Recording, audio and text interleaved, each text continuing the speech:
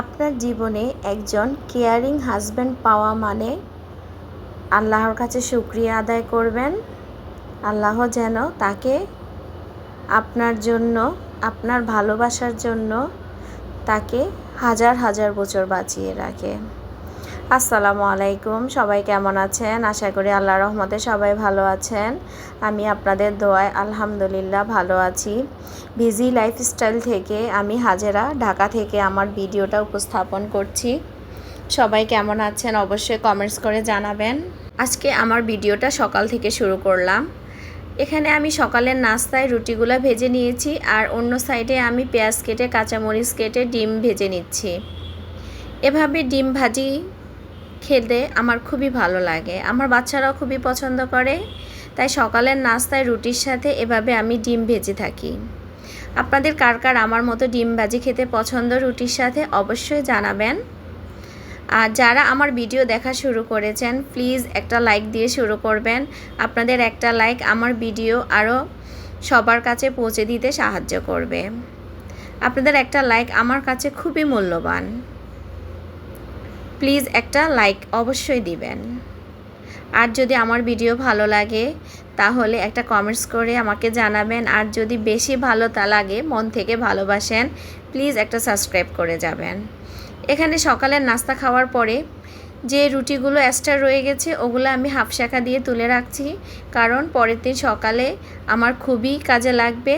পরের দিন সকালে আর আমার তাড়াহুড়া করে রুটি বানাতে হবে না। এই রুটিগুলো আমি সেকিয়ে তারপর খাবো। একদম নতুন রুটির মতো লাগে। আপনারাও পারেন এভাবে রুটি এক্সট্রা বানিয়ে রেখে হাফ শাঁকা দিয়ে অন্য দিনের জন্য প্রস্তুত করে রাখতে। তারপর অন্য সাইডে কিন্তু আমি মাছ ভেজে নিচ্ছি।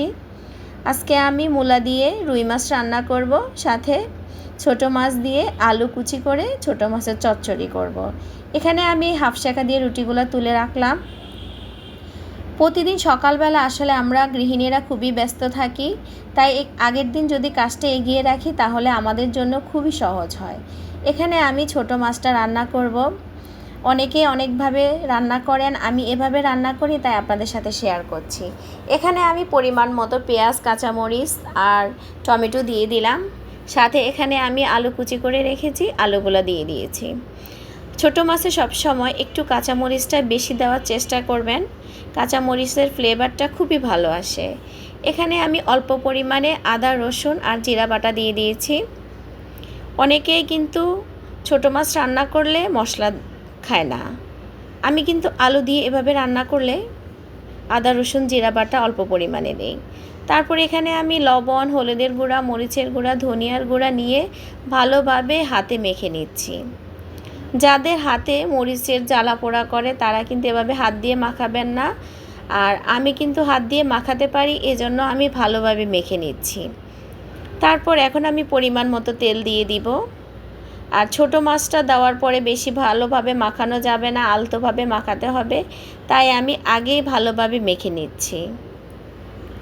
এখানে আমি প্রায় 4 টেবিল চামচ তেল দিয়ে দিয়েছি, কারণ ছোটো মাছের তেলের পরিমাণটা একটু বেশি লাগে। যখন আপনি শুকনা শুকনা করে ভাজিটা করবেন তখন কিন্তু একটু তেলের পরিমাণটা বেশি লাগে। আর যখন একটু ঝোল ঝোল করে রান্না করেন তখন স্বাভাবিকভাবে তেল দিলে হয়। আর যখন একটু বেশি ভাজা ভাজা করে শুকনো শুকনো করে রান্না করবেন তখন কিন্তু তেলের পরিমাণটা একটু বেশিই লাগে। এভাবে প্লিজ একদিন করে দেখবেন, খুবই ভালো লাগে। এখানে আমি এখন পরিমাণ মতো পানি দিয়ে দিয়েছি। মাছগুলা কিন্তু আমি একদম আলতোভাবে মাখিয়ে নিয়েছি। এখানে পরিমাণ মতো পানি দিয়ে দিব, আর কোনো পানি দিতে হবে না। আমি যেভাবে রান্না করব ঠিক সেইভাবে আমি পানির পরিমাণটা দিয়ে দিয়েছি। আমি এখন চুলাটা জ্বালিয়ে তারপর ঢাকনা দিয়ে ঢেকে রাখবো। আর অন্য সাইডে এখন আমি মূলা রান্না করব। এখানে আমি পরিমাণ মতো তেল দিয়ে তারপর পেঁয়াজ আর কাঁচামরিচ কুচি দিয়ে দিলাম। পেঁয়াজ, কাঁচামরিচ ভালোভাবে নেড়ে ছেড়ে তারপর আমি এখন আদা, রসুন বাটা আর জিরা বাটা দিয়ে দিচ্ছি। মশলাটা আমি ভালোভাবে পেঁয়াজের সাথে এখন মিশিয়ে নিব, মশলা থেকে যেন কোনো কাঁচা গন্ধ না আসে, এজন্য ভালোভাবে আমি মিশিয়ে নিচ্ছি। তারপর আমি পরিমাণ মতো লবণ, হলুদের গুঁড়া, মরিচের গুঁড়া, ধনিয়ার গুঁড়া সামান্য পরিমাণে দিয়ে দিব, কারণ মূলা তরকারিতে বেশি হলুদ, বেশি মরিচ দিলে কেন জানি ভালো লাগে না। এখন আমি মশলাগুলো ভালোভাবে নেড়ে চেড়ে মিশিয়ে নিচ্ছি। আর মশলাতে আমি অল্প একটু ঝোলের পানি দিব, যেন মশলাটা নিচে লেগে না যায়। ভালোভাবে যখন আমার মশলাটা কষানো হয়ে যাবে, ঠিক তখনই আমি মূলাগুলা দিয়ে দিব। এই যে এখন আমি মূলাগুলা দিয়ে দিচ্ছি, আর এভাবে ভালোভাবে নেড়ে ছেড়ে আমি এখন কষিয়ে তারপর রান্না করব। আর ছোট মাছ রান্না করা হয়ে গেছে আমার। এই যে দেখেন ছোট মাছ রান্নার ফাইনাল লুক কেমন হয়েছে প্লিজ অবশ্যই জানাবেন। আমি কিন্তু 1 প্লেট ভাত অনায়াসে এই ছোট মাছ দিয়ে খেয়ে ফেলেছি। ছোট মাছগুলো অনেক মজা হয়েছে। আমার ভিডিওগুলো যারা দেখছেন তারা সবাই জানেন যে আমি একটু অসুস্থ। আমি ডাক্তারের কাছে গিয়েছি, আমার রিপোর্টে আসছে আমার হিমোগ্লোবিন খুবই কম। এজন্য ডাক্তার আমাকে আয়রনের ওষুধ দিয়েছে। আমার হাজব্যান্ডকে বললাম, দেখেন সে আমার জন্য আনার নিয়ে এসেছে, ড্রাগন নিয়ে এসেছে, বলছে এগুলা যেন আমি সব সময় খাই। সবাই আমার জন্য দোয়া করবেন। যারা আমার পাশে ছিলেন তাদেরকে অসংখ্য অসংখ্য ধন্যবাদ। আল্লাহ হাফেজ।